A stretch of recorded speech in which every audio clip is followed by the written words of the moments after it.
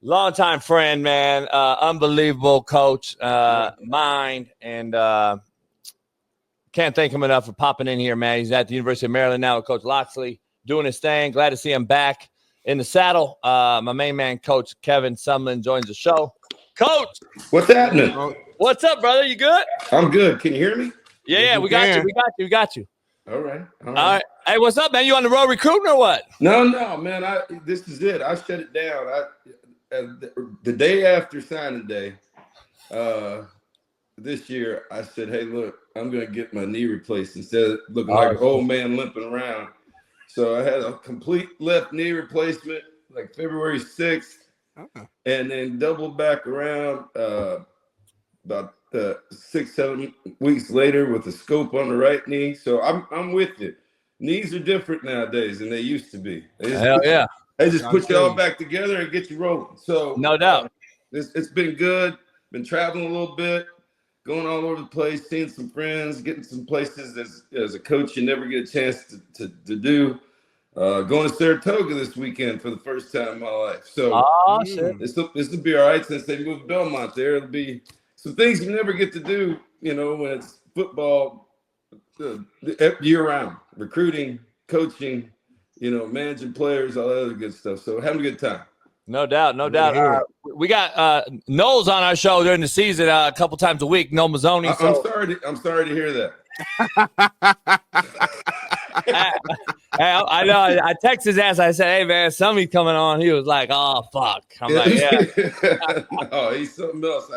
No doubt. So with USFL coaching USFL and shit. Yeah, and he's with Jimmy Turner, at Memphis. So it's been, I get to turn them on and see them, just throw stuff and yell at people for a couple hours. It's kind of refreshing when you really don't care. Dip in. Hey, it is refreshing. Hey, so look, I told him. I told Big Smitty, he was also from Naptown, man. So I was telling him stories years ago. I was like, man, Sumlin, myself, Darian Hagan, we're all chilling, having some soda and some soda pop, as y'all call it in the Midwest. I think we're at Nikki Blaine's, man. We were at Nikki Blaine's, and you told Darian and I a story because Darian was also, legend at Colorado. But he said, man, Sumlin got hired as our OC and was there like 30 minutes and was out. I told Smitty, you got to tell the story, man, about the car and why you left Colorado to go to Oklahoma with Stoops. Well, it's a long story. I mean, we had just at Oklahoma, I became the OC like game 3. And about game 6, 7, we're playing Oklahoma, and Oklahoma's number 1. And I was put in a freshman, a guy named Reggie McNeil, who went up and down the field. And we ended up beating Oklahoma, keeping them out of the national championship game. So that year, RC gets fired after all that. Probably, one of the biggest steps in my career. And I tell people this all the time: as a coach, you never know. So, and then after all that and accomplishing a few things, right, RC gets fired. So I'm out of a job. And I go to the convention and see Gary Barnett, who I've known for a long time. He's going to hire me. And lo and behold, that Sunday, Nick called and said, "What are you doing right now?" I said, "I got no job, bro." So he said, "Well, I'm going to send a plane over and pick you up." He said, "LSU." So I had to call Gary and say, "Hey, look, I got to look at this, but if it doesn't work out, right, I'm going to come to Colorado." Well, so Gary waits again. I feel really bad. Every time I see Gary Barnett, I apologize like crazy. So I went to LSU. I was like, I'm going to go to Colorado. I go to Colorado, and it's the last week of recruiting. I was there for a week. Darren was wrong. It wasn't 30 minutes. I was there like a week. And then signing day happens. I see all these recruits. Signing day happens. You get to go home for a little bit and pack your stuff. So I get back, and all of a sudden, Cale Gundy says, "Hey man, we got a couple coaches leaving, and we're on our way to Cabo." I said, "You're on your way to Cabo?" He said, "Yeah," and Bob's going to call you and offer you a job. And so it was one of the hardest things I ever do with Gary Barnett, because I'd been there about a week, maybe 8 days. My family wasn't there. I was in a hotel, and in the words of Bob Stoops, he said, "Hey, listen, what you need to do is just, if you're going to leave, get out of there." He said, "Don't worry about us. Go to the airport, get to Denver, get out of there, and just keep all your receipts and head to Norman. You'll be just fine." So it was a bad deal. Bad deal. So what was the deal? Darian told me you walked out to the parking lot and it was like a B210 or something was your car, and you were like, "Nah, I'm out of here. Fuck that." No. It was I don't know what that thing was, to be honest with you. Darian said they lost you because if they would have gave you like a damn Range Rover, you would have been a Colorado Buck. Not had a chance, but it was something I didn't even know what it was. But it was made for the snow, and I've been in Texas for a while now, so I'm like, wait a minute now, what is this thing? It was snow. You said it had like a rack on the top. The wagon.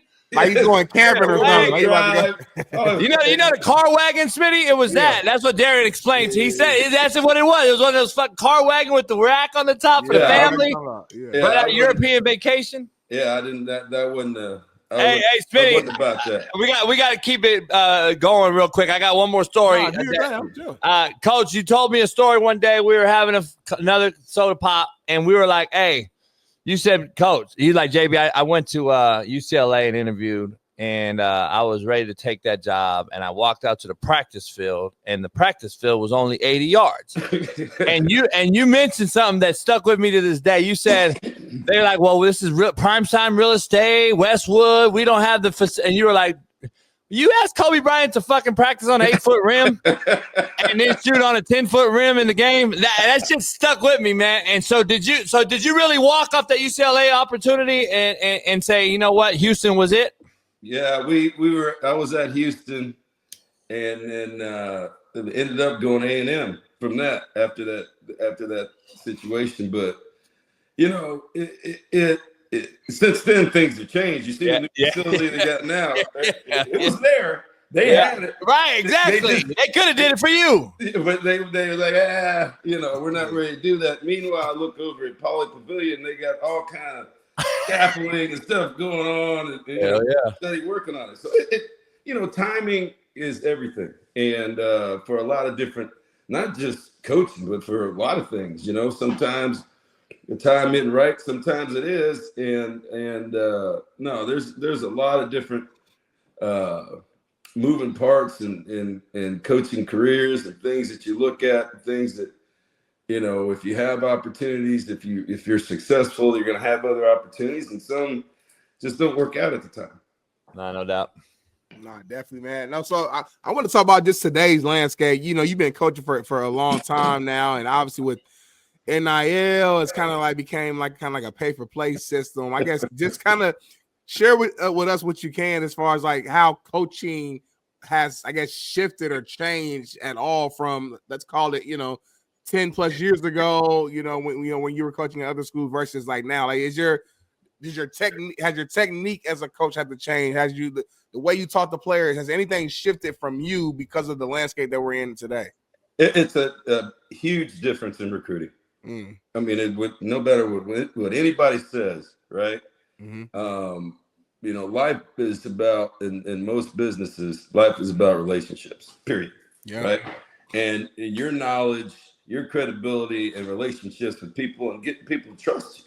Well, that used to be the biggest thing in recruiting. And I wish I could say it's still the same, but it's not. There's a thing, it's they're writing big checks right now to 18-year-olds, and there's all kinds of creative ways to do things. And I think what you're going to see is college football's got to get a hold of this, right? Because it's obvious that the NCAA is scared because of the lawsuit, but there's got to be a way to reel this thing in, right? And so you're starting to see small steps, Nick going to see President Trump to talk about this. That's how serious this is now. Yeah. Right. Right. So for the same reason that I've gotten out of it, you talk to Nick, he got out of it because it's hard. I mean, it's just a different landscape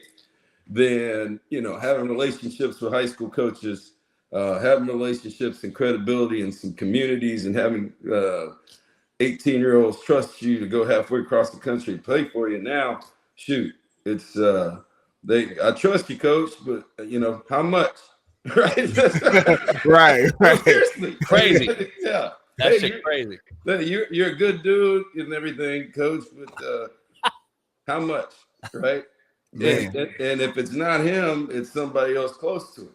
Right. So I think the other part of the legislation nobody's talking about is, the NFLPA, you have to be registered as an agent. And you can only charge so much as an agent because of that, right? For a professional to go to the NFL and the NFLPA. There is really no legislation on this deal with agents right now for high school players. So you got guys out there just running around shopping guys for, and taking a lot larger amount than a lot of people know. Let me ask you this, just for my own ignorance: are majority of the players on a college team, are majority of them receiving some sort of NIL package, or is it really just like the top 10 to 20 guys that are receiving NIL, and the rest of the guys are like the old school regular recruiter? Well, I think it depends on what school. So that's what it is. There's no uniform way that this thing is getting done. And I've had some opportunities. I've talked to people about their NIL, how you're going to run it. Basically, the only system out there right now that people are jumping towards in Division I in college football is the NFL system, right? Yeah. Where you have the board, you got QB1, right? And depending on your philosophy, you got left tackle 1 and edge rusher 1, right? Those are the guys who are going to get paid. Right. And then it works from there based on, whatever your philosophy is. The problem is that NFL system I think you have a real problem with it in college football because, you got some guys signed to 3 and 4 year deals in professional football. You got 85 free agents, right? They can just pick up and leave just like that. Yeah, that's crazy. And so, the motivation and how those things are slotted and what that money is becomes different, I think, at every institution. Plus, all right, there's a lot of things being said that aren't factual. Guys are making up numbers. They're not getting that much. Some are getting more. Some are not getting as much. And, in the NFL, those salaries are published. The guaranteed money's published, right? What so-and-so's getting paid at the Browns as opposed to you. Myles Garrett's getting $40 million, right? Yeah. But then he doesn't have to say anything. You got 18-year-olds in a locker room making up numbers because they're 18, right? And they want, to tell everybody this, and this, and it may or may not be true. Does that make sense? Yep. No doubt. So the numbers that are publicized and the numbers that are thrown around, like I said, they may or may not be true. I know of a few of them that aren't even close. Then there's some others that, you're like, they did what? They gave you what? Right. And so, there's no real way to check on that. So what I'm saying is, and you're dealing with 18, 19-year-olds, not 23-year-olds, right? Yeah. Who've never been away from home, they got, but I want a Hellcat, I want a red eye, I want I want an AMG package, right? He's 18. Crazy. I do too. I do too. That's exactly right. Crazy. If I'm the coach, I do too, son. But hey, we gotta wait. Here's the other problem. Here's the other issue, which people aren't talking about, is the locker room, right? So I'm here playing, right? I'm getting X amount of money, but here comes hotshot freshman, okay? And whether he's telling the truth or not about his money, it creates issues with 18 and 19-year-olds because there is no way to prove how much money he's getting. Unlike the NFL, where you look up and dudes go on a holdout because so-and-so, we know what he's getting paid, right? Yeah. Well, these guys hold out emotionally. You know what I mean? So No doubt. It creates some issues in the locker room that you really didn't have in college football. And it's like I've told people before, you know, when the big thing and the change, like you said, 10 years ago, is when we started going to double jerseys, right? Offense and defense, because everybody wants a single-digit number. For everybody wants a deuce or 4-4, right? So 88, you know what I'm saying? Or they want 0, 1, 2, 3. Well, you know, the biggest argument was, you know, when you recruit a guy and he goes, Coach, I need my number that you had in high school. And I'd have to sit down and say, hey, listen, you know, when you're a junior, let's say you're a 3-year and done player, but you're a junior and I'm going out to recruit the next big thing. And you've been wearing this number for a couple of years, and I go get junior from somewhere else, and I promise him your number, and you've been starting here for 3 years. How would that make you feel? No doubt. And they were like, damn, Coach, I never thought about that. I said, so just wait. He's going to be a senior, or he's going to be a senior. He's out. You can have it the next 2 years, right? Yeah. That's the kind of conversations you have. Now you're having conversations about how much money it's going to be. Yeah, it used to be jersey. That was the easy part. That was it. That's crazy. It was a jersey, right? Hey, Coach, before you get out of here, I got to ask you. So you had a great run, 6-year run at A&M. You get Johnny Manziel. You get a bunch of high talent, big time talent, and you beat Alabama. You have a hell of a run. Let me ask you. Jimbo takes the job. They say they give him all this money in the NIL era after your era. Like, how hard is it really to win there? Because we got a good friend, Sark, is at Texas now, and your old guys, Banksy and all them are over there with him. Where how hard is it to win in not only in Texas, but between A&M and Texas, the two blue bloods that they say, oh, we got unlimited resources and blah, blah, blah. Is that just added pressure? Is that like UCLA basketball in a sense? In a sense, yes, or North Carolina basketball. Yeah, right? Yeah. But the problem is you haven't really won a lot there, right? You've won some championships in the Big 12. I think, you know, the hard part is, you know, for us was the transition to the SEC, right? And particularly the SEC West at the time. Georgia wasn't Georgia at that time, right? What year was that? You took that job and then it transitioned in what, 13? Yes, it was it. When I took the job in February. Yeah. That fall we played. It was a hurricane, and we opened with Florida. Oh shit! And Florida was 11-2. They had 8 guys drafted off that defense, right? Some of them still playing, which is crazy. But they were 11-2, and we were 11-2. That year, and neither one of us got into the BCS. How about that? Damn, that's crazy.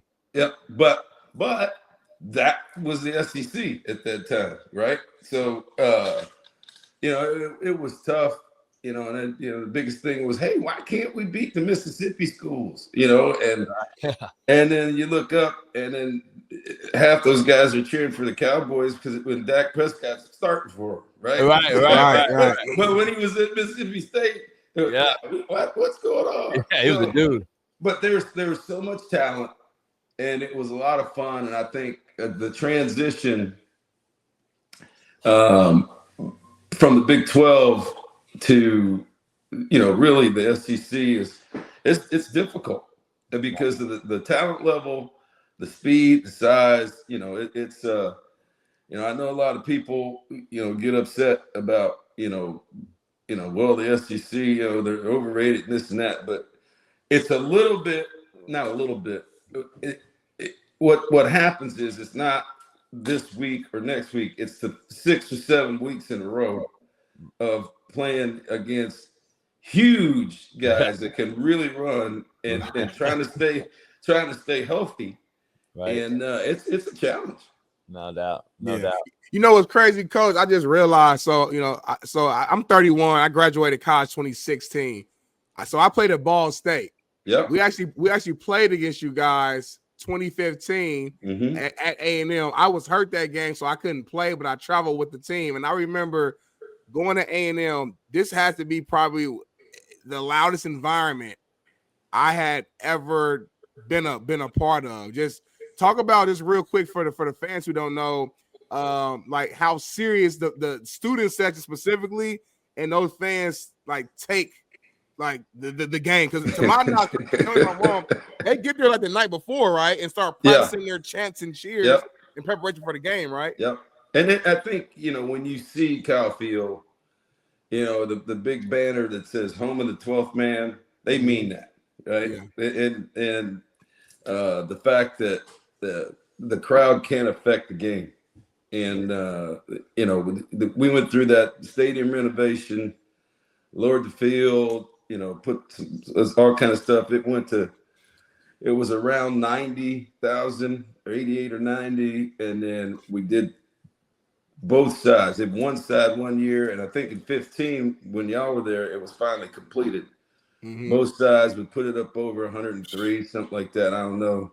There's been as many as 106 in there, and just as many people outside tailgating. It's an event, and you know, Texas is like that too.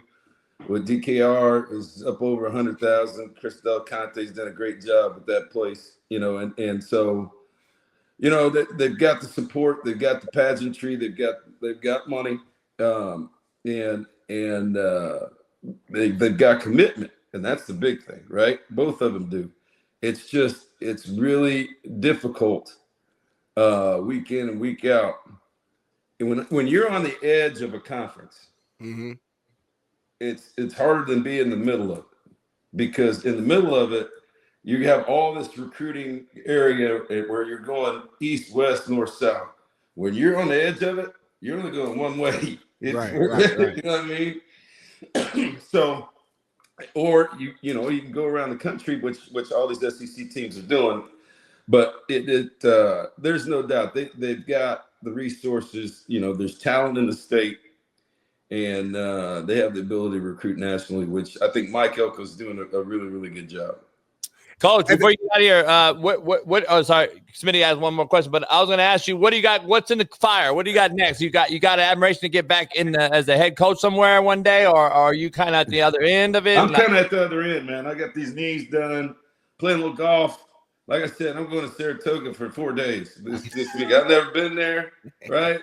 And then so I was in the Outer Banks 2 weeks ago. It's just things I've never done, right? You know, get to travel with mom a little bit, you know, looking at wild horses running up and down the beach, just stuff you never see, you know. No doubt. You earned it. You put in all the work for those years, so it's your time to focus on you. I got one more. You bet. I was in Indy last week. 3-1 step. Hey, first of all, can you let JB know Indianapolis is such a great city, and my co-host Jason always gives me crap. I love Indianapolis. What are you talking about? We got the Pacers right now in the NBA. Oh my goodness! Indiana Fever got Caitlin Clark. The coach is going through some shaky waters right now, but they're working on trending up. It'll be all right. I'm going to Indy this Thursday for my sister's graduation. She graduated from high school here, but I was in Indy a couple months ago. Downtown it's popping. We got food trucks everywhere, new lounges. Indy is doing a lot right now, so I'm glad I got another 317 guy right here. 317, yeah, it's East side, baby. Yeah, it's. I tell you what, with the race, every time I bring somebody that weekend, you know, they're like, oh, you know this, and then the first thing they want to do is, hey man, I want to come back next year. I mean, that was, and I go every year to the race, but I think. What was it, 400-some thousand people? It was completely sold out. Crazy. It was ridiculous. And you know, they've done a nice job with that track. They've done a nice job. I think the big thing is, you know, because it's a convention town, you got all the hotels. They got enough space. You know, they run the combine there. You know, during COVID, they had every game in the basketball tournament within, you know, using Indiana and Purdue, Butler. And everything's so close, like the hotels are close to the bars and to the stadium, and you just walk, right? So, and you go through the mall. You can just walk through that damn mall and do everything. It's crazy. Center. Yeah, then get over shitty weather. That's why. Yeah. So Coach Sumlin, I am a He's a Warren hater. Central legend. If I'm not mistaken, you went to Brebeuf. I sure did. Correct? That's right. We played Brebeuf one time my freshman year. I'm sure you know. I'm sure you probably know what happened. You know, we got that win, but we never played y'all at the varsity level. But I'm aware of Brebeuf though. That's a. I tell you what, you didn't want no part of was playing them in basketball. So here's one for you. When I was going to high school back, in the 20s, it was single class basketball in the state, right? And so we could hardly ever get to the sectional. Then you might get to the regional, right? But you couldn't get out of there, right? Because you're playing all this. There's 500 people go to Brebeuf, but we could hoop. Anyway, as soon as they changed it and they went to divisions, right? I think Brebeuf has won like 4 or 5 state championships because now they're playing everybody else in the smaller class with a smaller class. So, but I hate to see that single class basketball was something else. It was, you show up in some of these gyms like Clinton Prairie and things like that, and these people take it so serious. And you used to play basketball overseas, play football. It was a great experience for me. From Municipal Gardens, right? Yeah. Yep, that's where it all started. Hey, everything in the Midwest is more serious, man. You come out to LA, big cities, we don't care. We got Lakers and shit, beaches. I just the weather. People got too much to do. Right? It is, man. Yeah, too much to do. I'm glad. Even though I'd have loved you here at LA, at UCLA, I'm glad you took that job, man, and did what you did, man. So it was always fun watching you, man. Good times we had at the conventions and all that type of stuff. So, if you get back in it, man, let me know. I appreciate you, and I can't thank you enough for hopping on here with us, Coach. Yes, no problem, man. No problem. Be safe out here. All right, we will. You guys too. All right. Yes, sir. I'll talk to you soon, brother. See you.